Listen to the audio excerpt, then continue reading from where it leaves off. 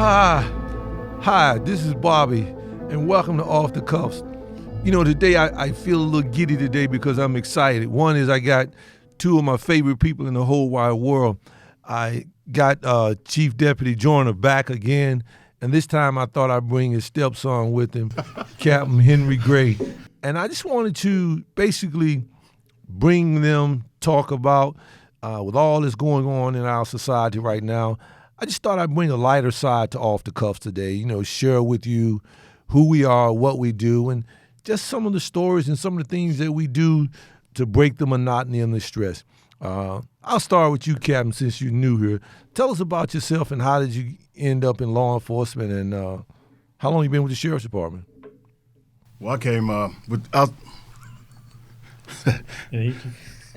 You did hit me. I was prior to here, I came in the sheriff's office in 88, 90. Came here, worked my way up from the detention center all the way to narcotics. Okay. So what do you do here now? I'm over the Specialized Operation Division, which consists of SWAT, task force, officers, all the alphabets, interdiction team, dignitary squad, ready response team. Okay. And of course, you know, I have Chief Deputy Rocky Joyner. Chief, can you kind of familiarize the people again, who you are and how long you've been here? Yeah, I've been in law enforcement since 1988. Came to the Sheriff's Department in 1992, and then from Kernersville, and then went back to Kernersville in 2010 and retired in 2018, February of 2018. And then I came back here December of 2019. You know, we spent a lot of time together every day, seemed like 7 days a week some days. The three of us, you know, we up and down the highways together, we laughing together, we cry together, we have serious moments together. We're like a family here, and I find myself sometimes when I'm in a low spot, I think about the times that we've had. And I've been trying to figure out some things, is that there's got to be something between you and him because you guys are extremely close. I've noticed that over the last almost 2 years at how he can finish sentences of yours sometime, and his first thought every day is, have I talked to the chief? How the chief doing? When you go on vacation, you want to know how's the chief doing? So, I mean, how long have you all known each other? You want me to answer? Yeah. Okay. Yeah, since I came to the Sheriff's Department the first time in 1992, I actually met him when I first started in law enforcement in 88 when I was at Kernersville. He was working in the courtroom, and I used to just sort of laugh and cut up with him when I had court, and he was just always fun to be around. Wow. But then we worked various departments together, but when we were together in CID, it was probably when we got really close. You handle some really tough calls, you see some really bad stuff, and he's actually even helped me out with some issues that happened in my personal family as far as criminal activity that I pulled myself away from so that it didn't look like we were being unethical or immoral. And so he took over some investigations that had to do with my father and my family, and so we got really close at that point when he was helping bring justice. You know, I realized how close you all were even before I even got a chance to really spend time with you. I'll never forget that after the election, or it was right before the election, I called Captain Gray, and I said, man, who is this Rocky Joyner? And he said, he's a nice guy. And I said, nah, that ain't what I heard. I was just going in and saying, I don't think he's a good guy. He's this, he's that. And he got defensive real quick. And he said, I don't know what you heard. He said, but that guy squared away. He says, ain't nothing I wouldn't do for that guy. They don't come no better than him. And I said to myself, wow, that is so true. So I told him, I said, yeah, that's exactly what I heard, that he was a squared away guy. I just wanted to know, would you say anything other than that? And I never forgot that, because what that said to me was that, one, he validated everything that I had heard about you, and two, I've known him for 50 years, plus years, and I couldn't spin him to say anything negative about you. And I said to myself, that's a true testament of a friend. That's a true testament of loyalty and how people are. And here we are together. You know, yesterday I was thinking about preparing for this podcast today. You know, what are we going to do? And I thought about everything that's going on in our society now, and I said, you know what, I'm going to invite Captain Gray, Chief, to stop by again and come on up. And I'm thinking about a story, right? And I wanted to give Captain Gray his due props and the award that I understand that in 92, you won the bass fishing tournament at Solace Creek. And so we went to a lot of great lengths to find something that was fitting. So we found you an award.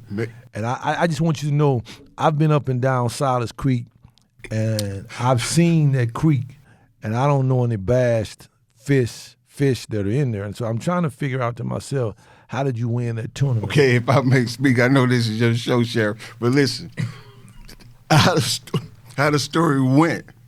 How the story went. Yeah, let me. We were talking about his daughter was trout fishing, and I said, hey, I did some fishing myself, but I know I didn't raise my hand to get into the conversation. So from that point on, I've been called the master bass fisherman.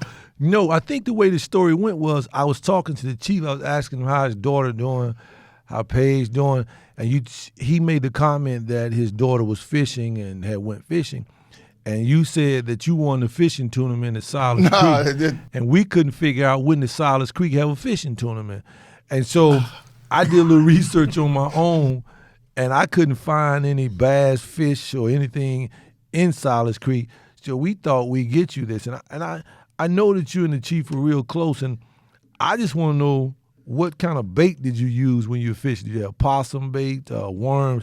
What did you have? Because I still have yet, and I went by there yesterday. Depends on what you're fishing for, Sheriff. Yeah. And my many times of fishing and awards that I've won that I don't mention, I talk about. I've been a lot of places. You see a lot of things. I've been a lot of places. Port-au-Prince. Throwaway shopping center out there, such places as such. But anyway, I did not win a tournament, but I appreciate this honor, and I will put this on my wall. Chief, let me ask you a question, Chief. Do you know, we've been through a lot of things here together. We have serious moments here, right? Yes, sir. I recall we were getting ready to do a deal one day, and my feelings are still hurt by this. I'm sorry. We were getting ready to do a deal. Can we? And I was trying to give Captain Gray some of my expertise, share them with him in drug investigation, and he got real heated and upset with me about the advice I was giving him. And so he stormed out of the office. Yeah, I would say it was borderline disrespectful. Borderline disrespectful. I thought so too. And I didn't say anything because I was upset, right? And so the next morning he was supposed to attend an event with us. But was it disrespectful? It was. And so the next morning you were supposed to attend an event with us, and you opted not to go. You made the command decision that you weren't going. And so you went on the deal. You said, or you didn't tell me, you bypassed me, and you told the chief that you were not going because you wanted to make sure the deal went right. And only because you say, hey, I want to know what's going on. Okay, I'll give you that. I'll give you that. And then me and the chief were driving, and you called the chief, and what I couldn't understand was why you were upset with me, and you referred to me as, tell that MF that the deal went fine. My favorite. That's what it was, my favorite, MF. I felt some kind of way about that, and the chief said that, that had the deal not went fine, you was going to be the best dressed foot patrol walking between the seafood shack and Roses out in Walkertown. And I just find it sometimes that when I want to cry, you make me laugh sometimes. When I want to just start screaming, you bring a calmness to the place. And I want you to know that I appreciate the relationship that I see with you and Chief. I appreciate everything that you do, even though you do it sometime in an unorthodox way. And I'll say again, unorthodox. It works. And so far you winning. But I would appreciate in the future if you not refer to me as an MF. I would appreciate in the future when I'm trying to have conversation with your stepfather that you allow me to have conversation with him. And next time that you're going to be in a bass tournament at Solace Creek, can we get some video footage of it? I got you. But, you know, as you know as well as I do, we take what we do serious. And, We do. And having an experience that involved another agent is dear to me, and safety is very important. True. When this agent, I leave nameless, almost lost his life, and I was there when they did not follow what should have been done, because we don't have a do-over in narcotics. We don't have the luxury of that. I get that. And I get very passionate about it. If I could base my life on things that I've done right, this is the only thing. I've done this right, but it came at a price, because when you do something so well, I've been blessed to do something so well. A lot of sacrifices. A lot of sacrifices, whether it be family, True, and other things. So sometimes my passion can be mistaken for aggravation, but. Are you justifying calling me MF? That's what I'm hearing. That's what I'm hearing too, Chief. MF, my friend. Tell my friend, okay. Tell my friend, we did it. No, you said tell that MF we did it and what we did. But, But I was once told that sometimes in the certain cultures, it's used as a term of endearment. I'm just asking, was that not? Well, that wasn't a term of endearment. When you referred to me as an MF that day, I think that you were referring to me in a negative connotation. But it's all right. I've forgiven you for that. I've forgiven you for that. At the end of the day, I let things go. I say my prayers. You got people thinking I said that. You did. Did I? Yeah, we heard you. You most certainly did. Did I ever tell you I hurt my arm? No, was it putting wheels on your truck? Oh my God! No. Oh, we forgot about. No. It's so many things go on around here. It's so many things that go on around here that I never know, right? That's why I'm trying to figure out the relationship between you and the Chief. Sometimes is scary, right? Sometimes I get jealous of it too, right? Because y'all exclude me. I didn't get a coat. No, you're not gonna get one either. You're not gonna get one. You're not. Hear that, America? I don't have a coat. You're not gonna get one. You're not gonna get one of the ones that we have. But I feel so jealous sometimes. At the same time, I'm glad to see that, because, we sit sometimes and we laugh and we talk how people from different beginnings, different cultures, different races, the friendship, at the end of the day, you guys, we love each other. We love what we bring to the table. We love this job. We have fun doing this job. It comes at a price. And sometimes laughter is the only thing that keeps us sane, the laughter that we have with one another.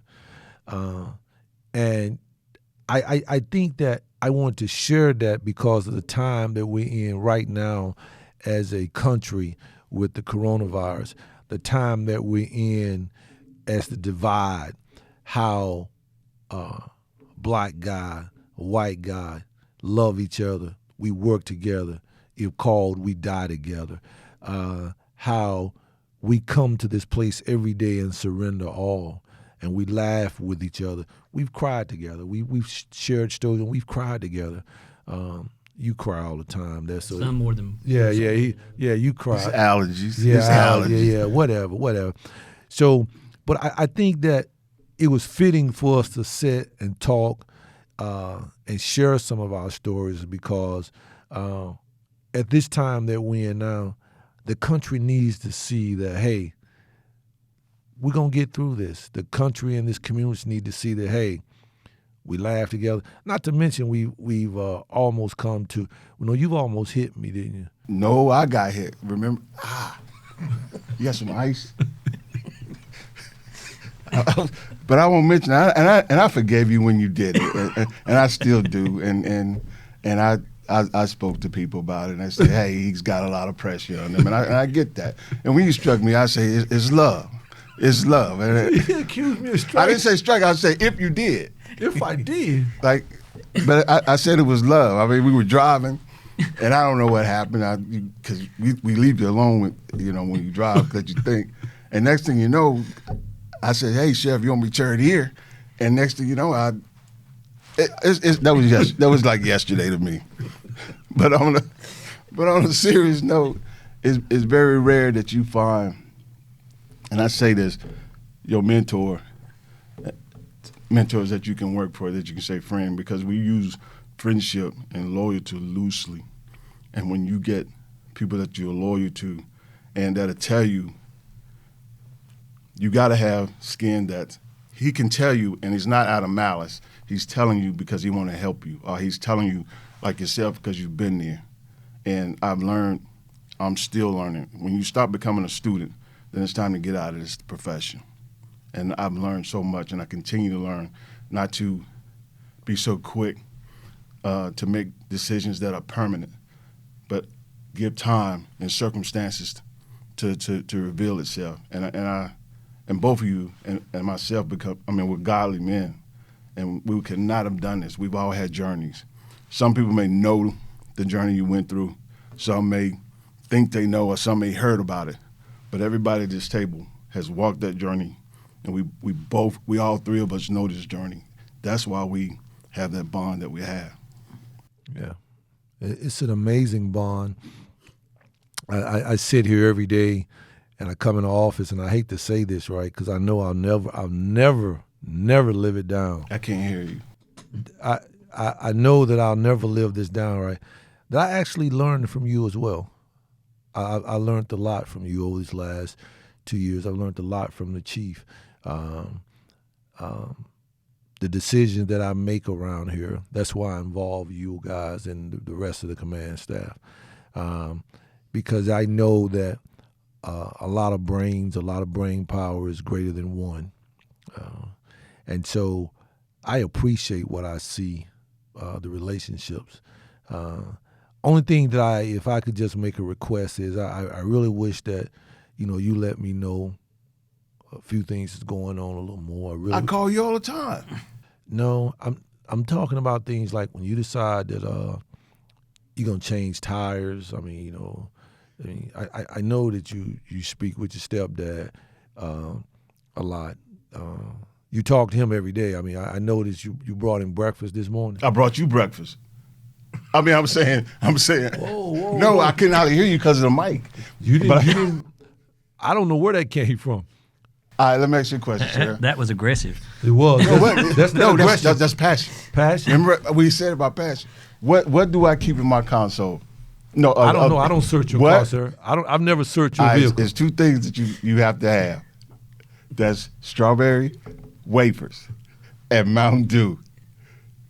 So let me ask you a question. When we get ready to take a road trip, I already know where we going. I done canvassed the location and what's there. I got a question for you, sir. You can't. I got a question for you, sir. Does the county pay you every 2 weeks? Does the check clear the bank every 2 weeks? It does, but see, that's the thing about it. That's all I'm saying. That's the thing about it. I can't have a vision until I see your vision through. See, here we go with this tomfoolery. That's true. See what I'm saying? Because see, in life, sometimes. But yeah, he's best start crying. I know, he going to start crying. Sometimes it may not be your time, but it's your turn. And it may not be your turn, but it's your time. But sometime, time and turn will align. Bam, there go the magic. Abracadabra. See, that's why you and I don't get along. You take my stuff, you mimic my stuff. No, that's the best form of flattery. See, this is not. See, this when I try to love you, man, this is what happens. Every time I want to love you, man, I bring you an award for winning the bass You tournament. clowning me. I'm not clowning you. Look. That won't catch a goldfish. Chief, what say you about your stepson, man? I think most of the words he was just saying, from what I got from Judge Hartsfield, was his words. Yeah. Oh, yeah. Yeah. That's a lie he I think told. she stole those from him. She said you did an outstanding job, right? She said your words were eloquent. She said you were magnificent, right? I said, well, what did he say? What did he say? And she recited some of the things you said, and we just dropped our heads and started laughing. Because yours was so. You know what she said? You know what she said? She said, that's not the Henry Gray I knew. Because he has advanced. He has matured. Because iron sharpens iron. Iron sharpens iron. Is it hot in here? It's hot in here. It's hot in here. Listen, I want y'all to know something on a serious note. I have thoroughly enjoyed sitting with y'all this morning. We have truly, hopefully, provided an inside look of some things that happen here at the Forsyth County Sheriff's Office. We try to keep the atmosphere at a place to where people feel family, people feel loved, and while we handle business and we take things seriously, there are moments like this. There are moments when we're laughing and we're clowning. There are moments when we're crying, laughing so hard that we're crying. There are moments when we're crying because of the passion and the sympathy that we feel for one another and things that are happening in our community. Before we go, is there anything you want to say, Capt? I'm going to let you go first. Just depends on how you come out your mouth. Depends on how I'm going to close this, sir. Remember, the check clears the bank every Tuesday. Gotcha. Every Friday. And next week, you hoping the same thing, right? Right. Yes, sir. I guess in closing, I would have to thank you as far as just humbly as I know how, because when we call it swagger, when your swagger has been beat down or some circumstances and you picked it up, you gave me my swagger back. You gave me an opportunity to finish where I started. And I will go to war with you, this man right here, and the men and women of Forsyth County any day. Appreciate that.